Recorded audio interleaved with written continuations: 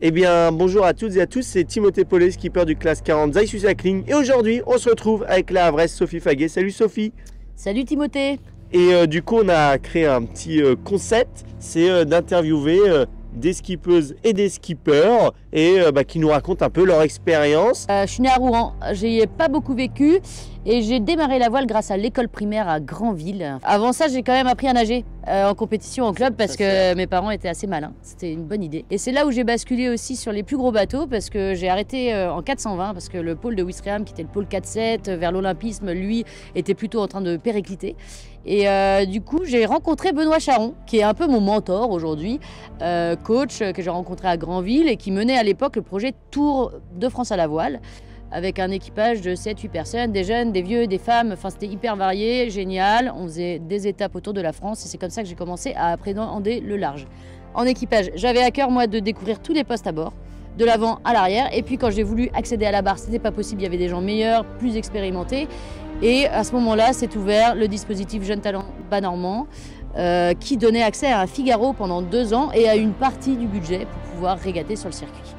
Et donc j'ai obtenu ce projet en 2015-2016, donc première navigation en solitaire, basée pour l'entraînement à Port-la-Forêt. Et en parallèle, je continuais de travailler à la Société des Régates du Havre les week-ends. Autant te dire que c'était des années très denses, très denses. Donc voilà, j'ai adoré le solitaire. En parallèle, je continuais à faire du match racing, du J80, parce que je pense qu'on a un sport qui est génial, qui est multidisciplinaire. Alors, palmarès, J80 en flotte, on a réussi à faire 3e à un mondial, donc on était contents. J'ai fait un peu de course au large en double mixte, où il y avait un championnat d'Europe contre 10 bateaux. On a fait 3 médailles d'argent. Championnat du monde, on a fait une médaille de bronze. Et puis, quoi d'autre, match racing quand même, avec Pauline Courtois et toute l'équipe. Louisa Kermalen, Lemaitre, Nathalie Corson. On a été championne du monde de match racing à Cherbourg en 2021, féminin. Donc ça, c'était vraiment l'aboutissement de 4 années de préparation et de dur labeur, on peut le dire. Et de doigts cassés. Et un peu de doigts cassés, mais ça, c'est les aléas du sport de haut niveau, n'est-ce pas? De temps en temps, il y a des trucs qui coincent. Et puis, l'IMOCA, écoute, l'IMOCA, on a effectivement démarré par des navigations avec les partenaires au mois de juin. Les partenaires du projet de Sébastien. Et c'était génial déjà parce que moi, ça m'a permis de prendre en main le bateau de manière assez douce. C'est un bateau ancienne génération, à dérive.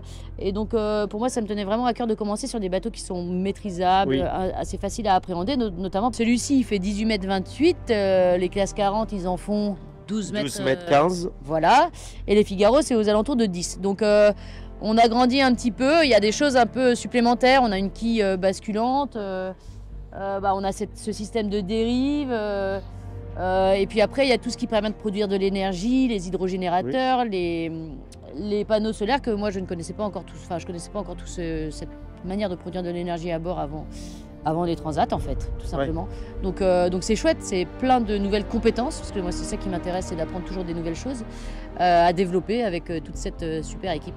Et ta première navigation vraiment en entraînement ou en course dans du vent, est-ce que tu as trouvé ça vraiment incroyable? Est-ce que tu t'es dit, punaise, le truc ne s'arrête jamais? La manœuvre, les manœuvres, nous en classe 40, c'est assez rapide, 10 minutes, un changement de voile, l'empannage se fait rapidement, il suffit juste de matosser. Vous, les manœuvres prennent vraiment plus de temps, oui, tout est plus dur, tout est plus physique. Est-ce que du coup, ces premières vraies heures d'entraînement dans du vent t'ont impressionné, ou tu t'es dit, c'est maîtrisable et peut-être qu'un jour j'irai sur plus gros et potentiellement avec des ailettes? Eh bien, écoute, les premiers entraînements ont été très frustrants parce que on essaye durant toute l'année d'améliorer le fonctionnement du bateau et de faire des changements, et donc il faut qu'on puisse faire des tests. Maintenant, c'est des bateaux. La grosse particularité, contrairement aux classes 40 et au Figaro, c'est qu'il faut de la logistique et des personnes pour les sortir. On ne sort pas un bateau comme ça quand on a envie d'aller faire une navigation. Donc tout ça, ça s'organise en amont, etc. Et puis, donc il a fallu rentrer, retravailler les safrans, ressortir. Et puis finalement, on a réussi à aller s'entraîner, pas trop dans des conditions intenses au début. Et finalement, le vrai challenge, première grosse navigation dans du vent fort, ça a été la Rolex Fastnet Race. Avec un départ dans le Solette, à beaucoup de bateaux, tu l'as vécu, des grosses, de la mer, tout ça. Nous, on s'est fait un petit plaisir, on a été jusqu'au Needle, c'était pas obligatoire, oui. Parce qu'on pensait que stratégiquement c'était mieux. Donc là, on a pris toute la mesure physique, c'est-à-dire que Sébastien, qui est quand même le responsable propriétaire, barrait. Et moi, je faisais la colonne de winch comme je suis très très costaud. Donc voilà, on a vécu 2-3 heures pour sortir de là très très intense. Et quand j'ai passé ça, je me suis dit, bah ça le fait. Voilà, ça le fait, c'est possible. Voilà, quoi d'autre? Qu'est-ce qui est différent? Ce qui est différent, c'est effectivement, comme tu le disais, c'est la gestion des temps de manœuvre. Alors comme ça prend beaucoup de temps, où du coup le bateau il va être ralenti parce que quand on change des voiles, on se met quasiment vent arrière pour permettre d'aller à l'avant du bateau et de ne pas être sous l'eau et de rester en sécurité. Sinon il va tellement vite qu'aller à l'avant est dangereux, humide. Exactement. Et du coup, on réfléchit tout ça en fait de manière très différente. Déjà la réflexion sur est-ce qu'on fait la manœuvre ou pas, ou est-ce qu'on garde la mauvaise voile pendant un laps de temps, il faut que ça vaille le coup. Donc déjà la réflexion est différente. C'est aussi un peu frustrant parce que tu voudrais pouvoir changer de voile très rapidement pour être toujours sur la configuration optimale pour aller très vite. Et puis quoi d'autre, nous on a une petite contrainte en plus, c'est qu'on a seulement 2 voiles qui ont été renouvelées cette année. Et nos plus vieilles voiles datent de 2016. Et il faut qu'elles fassent la transat et qu'elles la finissent. Donc voilà, on a une petite contrainte parce qu'on a un petit budget de gestion du matériel, gestion de la casse, pour que Sébastien puisse aussi faire le retour à la base, qui est la course retour en solitaire après la Transat Jacques Vabre.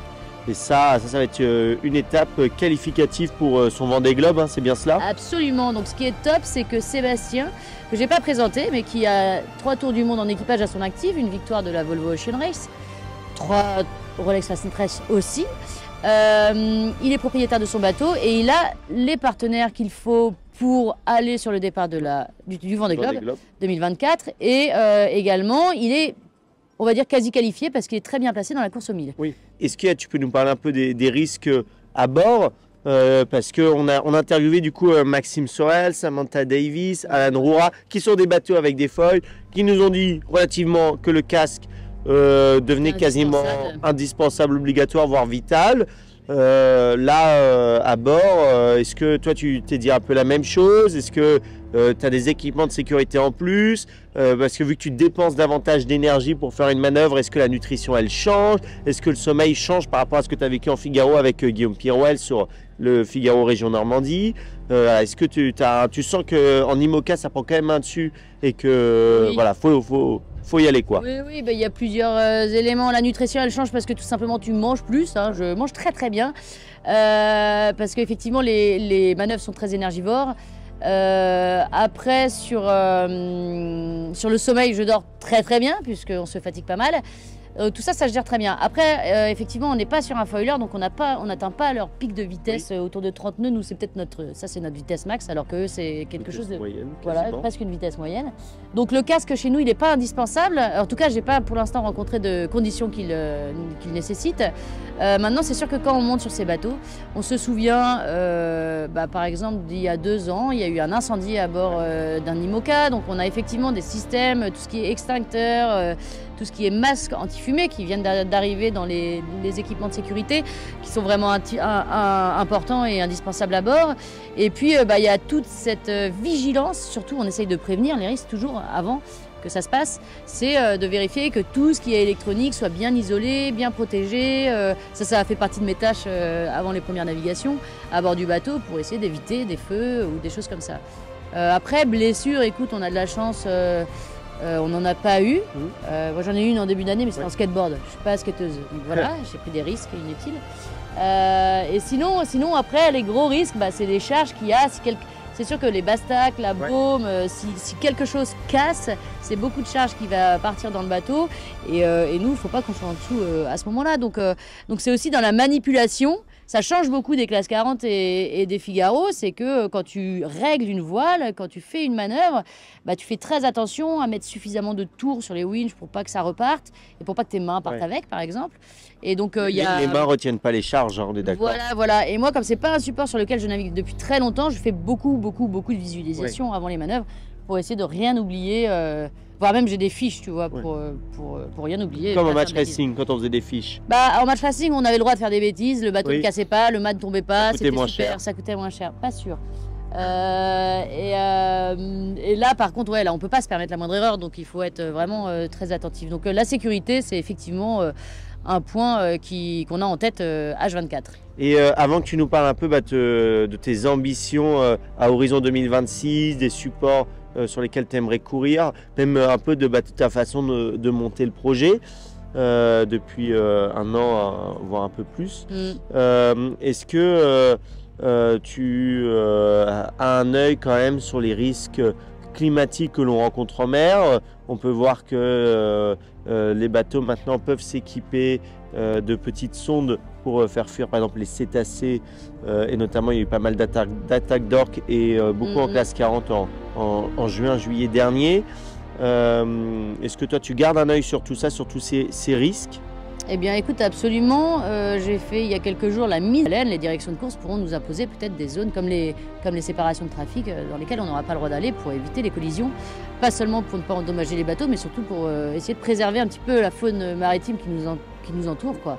Ce pourquoi aussi on aime bien faire du bateau à voile. C'est quand même des moments magiques de... Complètement. T'en as croisé des poissons volants toi dans ta première transat? Oui, absolument, oui. J'en ai pris 2-3 pas loin de mon visage. Ah, ça sent pas bon aussi. Très agréable. Ça ne sent pas bon et Guillaume refusait de les enlever du bateau, il fallait que j'y aille moi. Il voulait pas les toucher. Bravo Guigui. Et du coup, est-ce que tu peux nous parler un peu du projet que tu montes? Parce que du coup, tu es embarqué en tant que co-skippeuse du bateau, mais la véritable ambition, du coup, tu nous en as parlé rapidement, c'est cette route du Rhum. En quel support? Comment on peut te suivre? Voilà, raconte-nous tout. Alors, l'ambition, effectivement, 2026, la route du Rhum. Pourquoi? Parce que moi, je suis très curieuse et j'aime bien faire ce que j'ai pas encore fait. Donc voilà, Transat Jacques Vabre, c'est un passage assez naturel. Route du Rhum, on revient sur du solitaire, mais avec des courses avant, en équipage, etc. Donc moi, ce que je veux, c'est un circuit qui soit compétitif et où on puisse faire à la fois du double, du solitaire et de l'équipage. Donc pour démarrer ce projet, je suis actuellement en plein travail avec des partenaires potentiels et puis aussi en recherche de partenaires complémentaires pour monter un projet en Figaro. Okay. Parce que la classe Figaro s'est un peu renouvelée et elle nous propose maintenant la solitaire du Figaro, très classique, course en solitaire géniale et très relevée au mois de août-septembre. Et puis elle a aussi... ajouter à son calendrier le tour voile, qu'on a vraiment beaucoup aimé dans nos jeunes années, qui me permettrait de faire monter des jeunes à bord qui ont envie de se lancer en course au large. Et puis tous les 2 ans, cette Transat Paprec. Donc c'est un programme qui est génial. Donc mon idée, c'est d'aller au moins jusqu'à la Transat Paprec 2025 et puis de faire la bascule sur classe 40 en 2026, histoire de venir tous vous titiller parce que l'IMOCA c'est bien, mais c'est bien aussi d'avoir, là voilà, vous avez une flotte assez exceptionnelle avec des bateaux qui sont très proches en termes de performance et de vitesse, et puis c'est surtout un petit peu plus accessible que l'IMOCA. Ma volonté c'est d'abord de réussir à monter un projet en Figaro puis en classe 40, et ensuite, on a encore beaucoup de temps, parce que la voile est un sport d'expérience, pourquoi pas envisager... soit le Vendée Globe, soit moi ce qui m'attire en premier c'est quand même la Volvo Ocean, The Ocean Race. Course autour du monde en équipage, ça je trouve ça chouette. C'est l'une des courses aussi les plus dures qui existent en voile avec le Vendée Globe. Mais ouais, parce que la grosse différence quand on est en solo ou en double ou en équipage, c'est qu'en solo, on pousse finalement beaucoup moins le bateau que quand on est en double ou en équipage. Et donc voilà, quand on a envie de performer, d'aller vite et de faire la meilleure trajectoire possible, c'est plus facile de le réaliser à plusieurs que tout seul, tout simplement. Eh bien, c'est une belle conclusion. Merci beaucoup Sophie. On te suit du coup sur les réseaux sociaux. Bien sûr. On a hâte de te retrouver du coup en classe 40. On va faire la course. Voilà, exactement. À l'année prochaine, dans 2 ans. À très vite. À très vite.